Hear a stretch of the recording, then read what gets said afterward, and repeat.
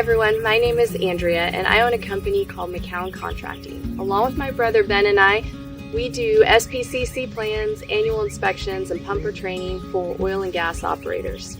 In the hundreds of annual inspections that we do every year, we often find operators lacking in the Osha has comms stickers for their tank battery.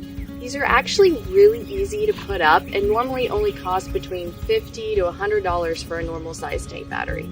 So we've got some tips for you guys if you need to put these stickers up at your tank battery to make it a lot easier. First, make sure the temperature outside is above 50 degrees. Anything colder and the stickers have a hard time sticking to the tank battery. Second, clean the area with a 409 type cleaner. Third, use a credit card or some kind of smooth device to smooth the sticker out as you place it on its designated spot. These stickers normally last 5 years or even longer. Here's what are the most common stickers that need to be placed on tank batteries. You've got your NFPA crude oil on tanks containing oil, an NFPA produced water on the water tank. No smoking stickers must be placed facing the entryway of the tank battery.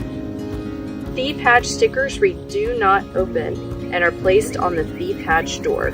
Confined space stickers are placed above the plate. If the plate is removed, the sticker is still visible. And Ben enjoys being paid in Taco Bell. Ben!